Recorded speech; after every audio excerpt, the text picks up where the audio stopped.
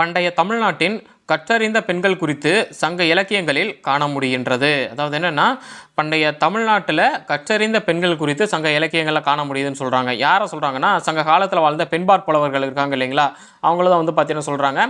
சங்க காலத்தில் வாழ்ந்த பெண்பாற் புலவர்கள் யார் யார் அப்படிங்கிறதுக்கு இதுக்கு முன்னாடி தனியாக ஒரு வீடியோ நான் வந்து பார்த்தீங்கன்னா அப்லோட் பண்ணியிருக்கேன். அந்த வீடியோக்கான லிங்க்கை நான் டிஸ்கிரிப்ஷனில் கொடுத்துருக்கேன், போய் பார்த்துக்கோங்க.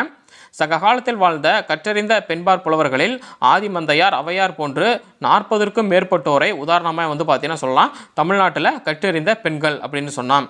தமிழ்நாட்டின் சிவகங்கை மாவட்டத்தின் கீழடியில் நடைபெற்ற அகழாய்வில் கண்டெடுக்கப்பட்ட பனை ஓடுகளில் காணப்படும் எழுத்து வடிவ பொறிப்புகள் கிமு, அதாவது புதாண்டுக்கு முன் 6ஆம் நூற்றாண்டுக்கு முன்பே கீழடியில் வாழ்ந்த மக்களின் கல்வி மேம்பாட்டை வந்து பார்த்தீங்கன்னா நன்கு விளக்குகின்றது அப்படின்னு சொல்கிறாங்க. அதாவது என்னென்னா, கிமு 6ஆம் நூற்றாண்டுக்கு முன்னாடியே வந்து பார்த்தீங்கன்னா தமிழ்நாட்டில் வந்து பார்த்தீங்கன்னா சில மண் பானைகள் வந்து பார்த்தீங்கன்னா கண்டெடுக்கப்பட்டிருக்கு, பனை ஓடுகள் வந்து பார்த்தீங்கன்னா கண்டெடுக்கப்பட்டிருக்கு. ஸோ இதில் வந்து பார்த்தீங்கன்னா எழுத்து வடிவங்கள் பொறிப்புகள்லாம் இருக்குது. ஸோ இதை வச்சு நம்ம என்ன சொல்ல முடியும் அப்படின்னா, 6ஆம் நூற்றாண்டுக்கு முன்பே கீழடியில் வாழ்ந்த மக்களின் கல்வி மேம்பாட்டை வந்து பார்த்தீங்கன்னா நம்மளால் தெரிஞ்சுக்க முடியுது. இங்கே பாருங்கள், கீழே இந்த படத்தில் கொடுத்துருக்காங்க, பனையோடுகளில் காணப்படும் எழுத்துக்கள்.